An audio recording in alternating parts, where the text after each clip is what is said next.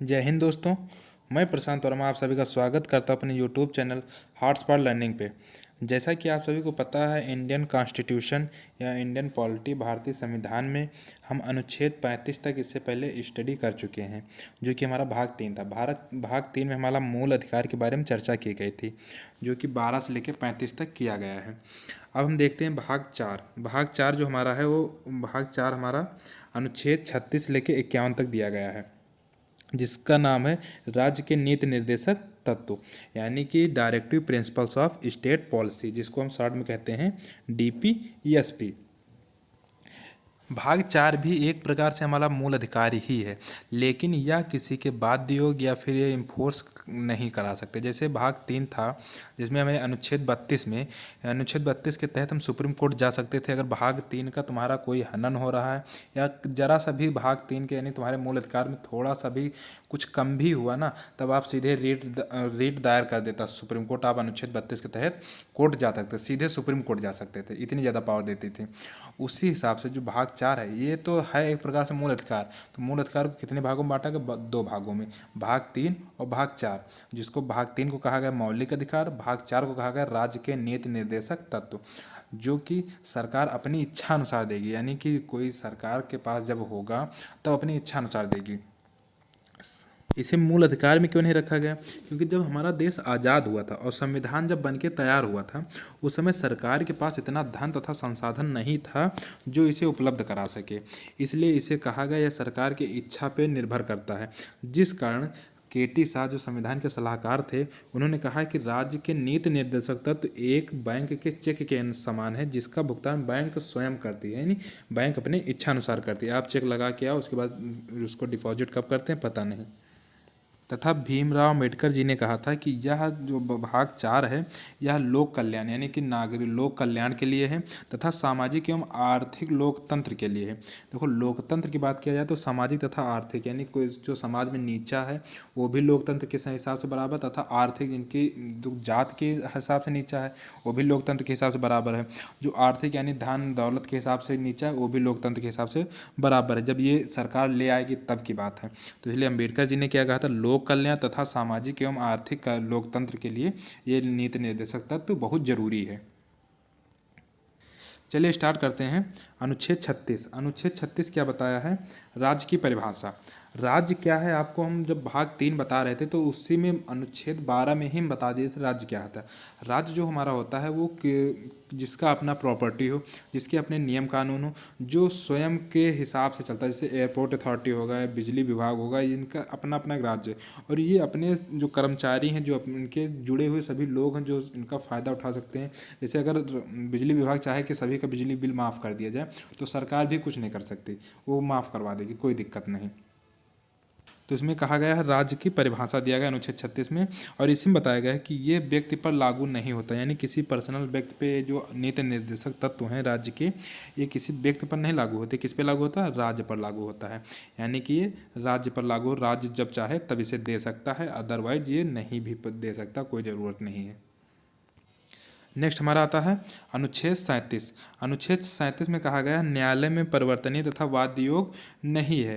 यानी कि आप इससे न्यायालय में अगर आपको नहीं मिल रहा, जैसे मान लो पेंशन थी, जैसे अखिलेश सरकार जब थी, अपने यूपी की बात करें तो उसमें वृद्धा पेंशन मिलती थी। जब हमारी ये भाजपा सरकार है तो वृद्धा पेंशन ख़त्म कर दी गई। तो इसमें ना तो आप इन्फोर्स कर सकते कि हमें कोर्ट में जाओ कि हमारी वृद्धा पेंशन ख़त्म हुई, ना ऐसा नहीं कर सकते, क्योंकि ये सरकार की इच्छा अनुसार है। वो चाहेगी तब देगी, नहीं चाहेगी तो नहीं देगी, उसके ऊपर डिपेंड करता है। यानी कि ये वाद योग नहीं है तथा ये राज्यों की इच्छा पर डिपेंड करता है। राज्य जब चाहेगी तब ये दे सकती है। नेक्स्ट हमारा था अनुच्छेद 38 में कहा गया लोक कल्याण अभिव्यक्ति, यानी कि लोक कल्याण के लिए जरूरी है। ये भीमराव अम्बेडकर जी ने कहा था, लोक कल्याण की अभिव्यक्ति लोक कल्याण के लिए ये बहुत ज़रूरी है। सरकार इसको ला सकती है जब सरकार के पास अपना बजट कंप्लीट हो जाएगा, यानी कि सरकार आर्थिक स्थिति से मजबूत हो जाएगी तो ये जरूर लाएगी, और ये लोक कल्याण के लिए बहुत ज़रूरी है। इसलिए सीधे मूल अधिकार के बाद में इसको भाग 4 में रखा गया। मूल अधिकार हमारा भाग 3 में है और उसी के बाद भाग 4 में इसे रखा गया है। तथा जब ये हमारे भाग 4 यानी राज्य के नीति निर्देशक तत्व लागू हो जाएंगे तो इसमें सामाजिक एवं राजनीतिक न्याय भी आपको मिलेगा। जो लोक कल्याण होंगे, जो लोग होंगे, उनको सामाजिक तथा राजनीतिक न्याय, सामाजिक न्याय कि समाज में सब एक बराबर रहेंगे, राजनीतिक न्याय कि हर एक व्यक्ति राजनीतिक यानी कि अगर इलेक्शन चाहे लड़ना तो लड़ सकता है, हर एक व्यक्ति, उसमें कोई हस्तक्षेप कोई भी पक्षपात नहीं किया जाएगा।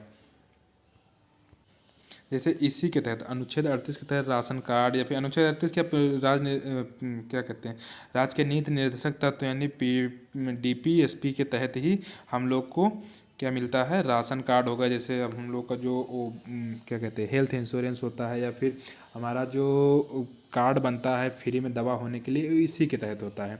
इसमें ना तो राज्य ना तो कोर्ट जा सकते, ना तो किसी से ज़बरदस्ती ले सकते कि हाँ वो सरकार करवा रही आप क्यों नहीं करवा रहे। ऐसा नहीं, जिस सरकार के पास बजट होगी उसी सरकार से आप फ़ायदा ले सकते हैं, लेकिन उसकी इच्छा पर ले सकते हैं, उससे भी ज़बरदस्ती नहीं ले सकते हैं। नेक्स्ट हमारा होता है आर्टिकल यानी अनुच्छेद 39। अनुच्छेद 39 में कहा है समान कार्य समान वेतन। ये भी एक प्रकार से देखा जाए तो सही है, समान कार्य समान वेतन, लेकिन इसमें ये नहीं कहा गया है कि पुरुष या महिला के लिए। देखो पुरुष काम जो कर रहा है उसका वेतन अलग हो सकता है, महिला जो काम कर रहा है उसका वेतन अलग हो सकता है। इसी के तहत पुरुष और महिलाओं को वेतन समान दिया जाता है। लेकिन हाँ अगर पुरुष में अगर देखा जाए तो उसमें डिफरेंस हो सकता है, लेकिन बराबर भी नहीं। अगर पुरुष भी पढ़ा रहा है और महिला भी पढ़ा रही है तो उन दोनों को डिफरेंस वेतन दिया जा सकता है। नेक्स्ट हमारा आता है अनुच्छेद 39। अनुच्छेद 39 का कहा यह संशोधन करके लाया गया है। अनुच्छेद 39 का कहा ये कब किया, 42वां संविधान संशोधन किया गया था 1976 में। इसमें कहा गया निःशुल्क विधि कानून सहायता, यानी कि जो व्यक्ति आर्थिक स्थिति से कमज़ोर हैं उनको कानूनी सहायता निःशुल्क दिया जाए, यानी कि उनको वकील रखने के लिए सरकारी वकील दिया जाए। अक्सर वो केस आ जाते हैं बात की बात है, लेकिन हाँ उनको सरकारी वकील दे सकता है सरकार। तथा उनके जात पात के हिसाब से उन पर न्याय न किया जाए, यानी कि वो अगर नीची कास्ट के हैं तो उनको भी समान न्याय प्राप्त हो। यानी कि अगर वो भी कोई ऐसा काम किए हैं जिनका सज़ा एक जैसा है, बड़े लोग हैं या फिर कोई सेलिब्रिटी हैं उनको भी वही सज़ा, और जो नीचे कास्ट के जो आर्थिक स्थिति से या जात के हिसाब से कमज़ोर हैं उनको भी वही सज़ा दी जाएगी। ये हमारे किस में दिया गया, अनुच्छेद 39 के काम में। ये कब किया गया, 42वां संविधान संशोधन 1976 में किया गया था। इसको जहाँ कहीं भी आपको का खा गा मिले वहाँ ये समझ जानो ये संविधान संशोधन करके आया है। नेक्स्ट हमारा आता है अनुच्छेद 40। अनुच्छेद 40 में कहा गया है ग्राम पंचायत का संगठन, यानी कि देखो गांधी जी और भीमराव अम्बेडकर जो थे वो, गांधी जी कह रहे थे ग्राम पंचायत लागू होना चाहिए, भीमराव अम्बेडकर जी कह रहे थे ग्राम पंचायत लागू नहीं होना चाहिए। लेकिन इसी जगह पे इन दोनों में जो बवाल हुआ उसको शांत कराने के लिए आए बीच में राजेंद्र प्रसाद। राजेंद्र प्रसाद ने कहा कि ग्राम पंचायत लागू होना चाहिए, लेकिन इसको मतलब कि इन्फोर्स ना रहे, कि इसको मैंडेटरी ना रहे कि हाँ ये लागू होना चाहिए, इसको उठा के डाल दो भाग 4 में। अगर ग्राम पंचायत लागू हो जाए, आपको पता है ग्राम पंचायत के जो लोग होते हैं जो उनको सुख सुविधाएं कुछ ज़्यादा दी जाती हैं, जहाँ की ग्राम पंचायत जो हो जाता है, नगर निगम जो होता है, उनको कुछ ज़्यादा सुख सुविधाएं दी जाती। तो डॉक्टर राजेंद्र प्रसाद ने कहा जब इसे लागू ही करना है, यानी कि जब ये ग्राम पंचायत के बारे में चर्चा ही करनी है, तब इसको दे देते हैं हम भाग 4 में। तो भाग 4 के यानी नीति निर्देशक तत्व में दे दिया गया, जिसका अनुच्छेद 40 है।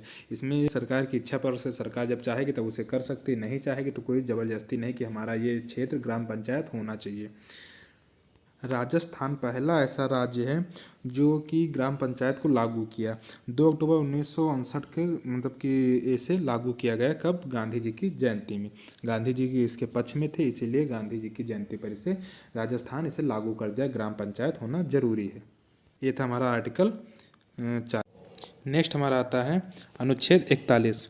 अनुच्छेद 41 में कहा गया कुछ दशाओं में सरकारी सहायता, यानी कि जब कोई व्यक्ति विकलांग है या फिर कोई ज़्यादा एजेड हो गया, बूढ़ा हो गया है, तो उनको अनुच्छेद 41 के तहत सरकार अपनी तरफ से पेंशन या वृद्धा पेंशन या फिर जैसा हो सके साइकिल देना होगा, विकलांग को साइकिल जो देते हैं, या फिर जैसे कुछ लोग आर्थिक स्थिति से नीचे कमज़ोर हैं उनको फ्री में राशन देना, या फिर शिक्षा का अभाव जो लोग शिक्षा नहीं ग्रहण कर सकते उनको मुफ्त में शिक्षा देना अनुच्छेद 41 में आता है कि कुछ दशाओं में, इसमें लिखा है कुछ दशाओं में, यानी कि जिनको चाहिए केवल उन्हीं को ऐसा देने लगे, सरकार को पूरा नहीं पड़ेगा, किसको किसको देता रहेगा। तो इसलिए कुछ दशाओं में सरकारी सहायता प्रोवाइड कराना, लेकिन इसके लिए सरकार इन्फोर्स नहीं कि आप ज़बरदस्ती नहीं कर सकते कि आप हमें चाहिए ही, उसमें ये नहीं कह सकते कि नहीं हमें साइकिल चाहिए, हम वृद्धा हो गए, या फिर हमें पेंशन चाहिए, अब हमारे पास कोई खाने के लिए नहीं, इसका मतलब ये बिल्कुल नहीं कि आप सरकार से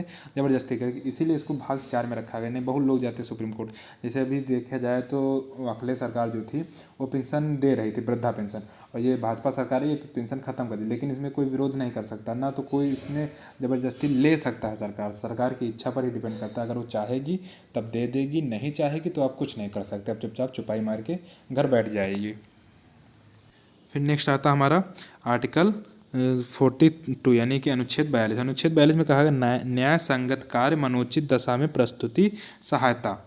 इसका मतलब ये हुआ कि अनुच्छेद 42 ये कहता है कि जो महिला या फिर जो ऐसे लोग हैं जिनको रियल में उनको सहायता करने चाहिए, यानी कि जैसे गर्भवती महिला हो गई तो उसको 3 महीने, यानी जो हमारा डिलीवरी पीरियड होता है, जो डिलीवरी पीरियड होता है उसे 3 महीने पहले तथा 3 महीने बाद तक छुट्टी देना एक क्या मानवतिक होता है कि इंसानियत के नाते उसे छुट्टी दी जाती है। अगर सरकार चाह जाए कि हम नहीं देंगे छुट्टी तो आप ज़बरदस्ती छुट्टी नहीं ले सकते हैं, और अगर ले भी लिए तो सरकार उसकी सैलरी काट लेती है। तो ऐसा नहीं है, इसमें जो हमारा अनुच्छेद 42 देता है कि अगर सरकार चाह रही है तो उसकी सैलरी भी देगी और उसको 3 महीने तक, 3 महीने पहले तथा 3 महीने बाद में तक छुट्टी भी देती रहेगी। तो ये अनुच्छेद 40 क्या कहता है, अनुच्छेद 42 न्याय संगत कार्य मनोचित दशा में प्रस्तुति सहायता, यानी कि जब ज़रूरत हो तब उनकी सहायता दे सकती है सरकार। किसी इमरजेंसी पर भी छुट्टी मिल जाती है सरकारी सहायता से, मतलब सरकारी सहायता ही समझो से, और वो सैलरी नहीं करती, आपके पास इमरजेंसी होना चाहिए, फेक ना हो, तो ये भी आपको अनुच्छेद 32 देता है। नेक्स्ट हमारा आता है अनुच्छेद 43। अनुच्छेद 43 में यह कहा निर्वाह योग मजदूरी, अर्थात इतना वेतन दीजिए कि कम से कम परिवार तो चल सके। इसीलिए ये तो सरकार कभी कभी डिसाइड कर सकता है, इसको प्राइवेट कंपनियों को भी पालन करना पड़ता है कि मिनिमम सैलरी आपको इतनी देनी ही देनी है। तो अभी तो अपने यूपी सरकार ने की, लेकिन दिल्ली सरकार कर दी है कि हाँ 18,000 रुपये मिनिमम देना है। तो ये क्या दिया गया है अनुच्छेद 43 में, निर्वाह योग मजदूरी कम से कम इतना दो कि जो परिवार, जो एम्प्लॉय आपके यहाँ काम कर रहा है उसके जो परिवार है वो परिवार चल सके। तो अनुच्छेद 43 में, लेकिन ये अभी मैंडेटरी नहीं इसमें भी कि हमें इतना ही चाहिए, आप जितना वो दे रहे हो आपको उतने पे स्वेच्छा है तो आप जाके जॉब करो, आप जाके उनके नौकरी करो, लेकिन ये कहो कि हमें इतना सैलरी इसी काम पे चाहिए, तो ये नहीं है। ये सरकार जब चाहेगी तभी आपको देगी। ये रहा हमारा आर्टिकल 36 से 42 तक। अब इसमें जो बचे आर्टिकल 51, कुल आर्टिकल 36 से 51 तक हैं, इसमें जो बचे आर्टिकल उसको किसी नेक्स्ट वीडियो में हम लोग कवर कर लेंगे। मिलते हैं किसी नेक्स्ट वीडियो में, तब तक के लिए जय हिंद, जय भारत, धन्यवाद।